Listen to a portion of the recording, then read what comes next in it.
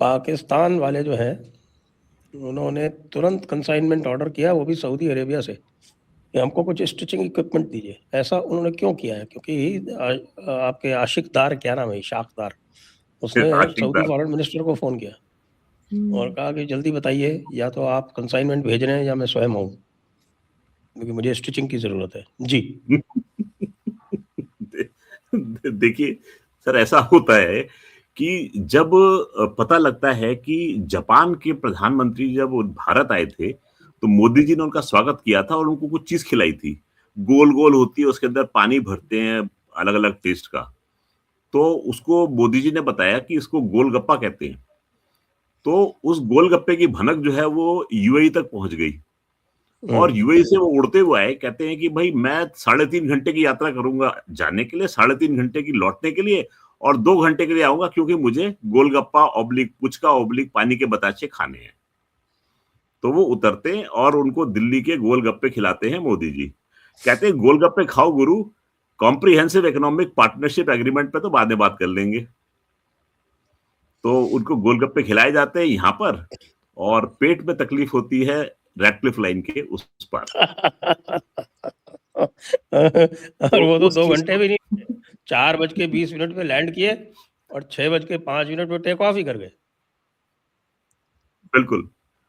तो भला कोई लैंडिंग टू आदमी टेक ऑफ इतनी लंबी 105 यात्रा मिनट्स। कर जी, तो इतनी लंबी यात्रा करके आएगा और 105 मिनट मात्र के लिए उतरेगा। मोदी जी उसका स्वागत करेंगे, रेड कार्पेट पे आगे बढ़ के जाएँगे। ट्राई सर्विसेज़ की उसको गार्ड ऑफ ऑनर दी जाएगी उसको और एक गाड़ी में बैठेंगे, दोनों हाथ में हाथ डाल के ऐसे बतियाएँगे जैसे कि कब के बिछड़े हुए हम आज कहाँ जाकर मिले। तो इन चीज़ों को देखते हुए उदर पीड़ा होना जो है वो लाज़मी है और वो हुई है, इसी वजह से वहाँ पर स्टिचिंग इक्विपमेंट जो है डिमांड किया गया। कॉम्प्रिहेंसिव इकोनॉमिक पार्टनरशिप एग्रीमेंट जो है भारत और यूएई के बीच में होता है फरवरी 2022 को और मई 2022 से इस पे अमल दरामद शुरू होता है। अब इसमें होता क्या है कि ड्यूटीज़ जो हैं, वो 90% जो है वो घटा दी जाती हैं। इसके पास में यूएसडी 100 बिलियन जो कि तेल रहित व्यापार है, उसकी बात कही जाती है। मोटे-मोटे तौर पर सर्विस के जो जितने भी एग्रीमेंट होते हैं, वो होते हैं 15 बिलियन यूएस डॉलर्स के। तो जब इतनी मोटी रकम होती है, इसमें अभी तक तो मैं बारीकियों तक आया भी नहीं हूँ, जिसमें कि स्ट्रेटेजिक इन्वेस्टमेंट की बात होती है। जिसमें यूएई कहता है कि भई हम सोवरेन फंड्स देंगे आपको और भारत की कंपनियाँ जो हैं वो पोर्ट्स, लॉजिस्टिक्स और रियल एस्टेट में काम हो और वो भी धोलेरा में, जो कि अडानी की कॉलोनी है। जिनका नाम पाकिस्तान की पार्लियामेंट में लिया जाता है। और बड़ा जिन्होंने कहा कन्फ्यूजन था है। जिन्होंने ये कहा था कि भाई चीन के बॉर्डर पर चीन आपके साथ में कुछ लगाना चाहता है, हम वहाँ लगाएँगे, चीन को मत आने दीजिएगा। तो ऐसी कुछ बातें थी, जो हुई थी। तो ख़ैर बात आगे बढ़ती है, एनर्जी क्लाइमेट कोऑपरेशन की बात भी की जाती है इसके अंदर डिफेंस और सिक्योरिटी की बात भी होती है। डिफेंस सिक्योरिटी की बात में कहते हैं कि हम रेगुलर आपके साथ में नेवल एक्सरसाइज करेंगे।